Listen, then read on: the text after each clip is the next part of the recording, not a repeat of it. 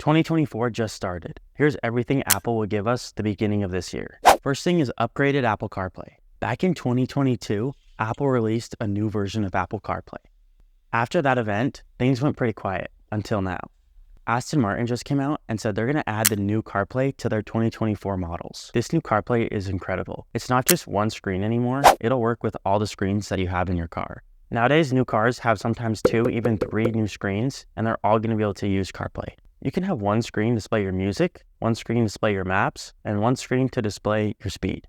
2024 should be a big year for the iPad. At the start of this year, we're going to get a redesigned iPad Pro, and now we're going to have 2 iPad Air sizes. Right now, the iPad Pro has a pretty good mini LED display, but they're going to get an OLED display. iPhones have an OLED display, and it looks amazing. And now they're going to bring it to the iPad, which will be the biggest display they've made with an OLED screen. The iPad Pros will also get the M3 chip, which was just barely announced right before Halloween. This will make the iPad Pros just a little bit faster, which they're already way overkill for an iPad.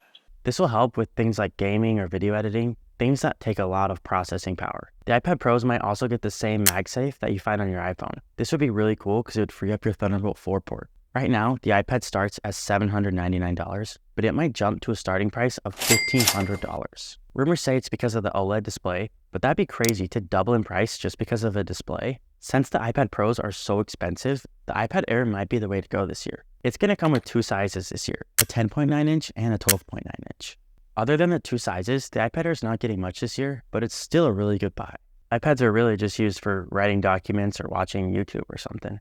We're also going to see some new accessories that should work with both the Air and the Pro models. We should be getting an updated Apple Pencil, but there haven't been a lot of rumors about it yet. The Magic Keyboard is getting a whole redesign. It should be aluminum and have a bigger trackpad. As for new iPhones and watches, we won't see those till the end of the year. Around the middle of the year, Apple likes to release a new color for the iPhone just to spice things up a little. The MacBook Air should be upgraded early this year, and it's not going to be a huge update. They're just going to replace the M2 chip with the M3 chip. We might see the 13 and the 15-inch released at the same time, but last year they separated them. So we'll see what happens. We probably won't see any other Macs until later this year when they'll release the Mac Mini, Mac Studio, and Mac Pro. And I would guess when they release those, they'll also release the M3 Ultra. I'm sure the M3 Ultra will be just like the M2 Ultra, which is just 2 M2 Maxes slapped together. Early this year, we'll probably see a new Apple TV. The Apple TV should come with a faster chip, HDR10 Plus support, and it will probably be cheaper to compete with companies like Google.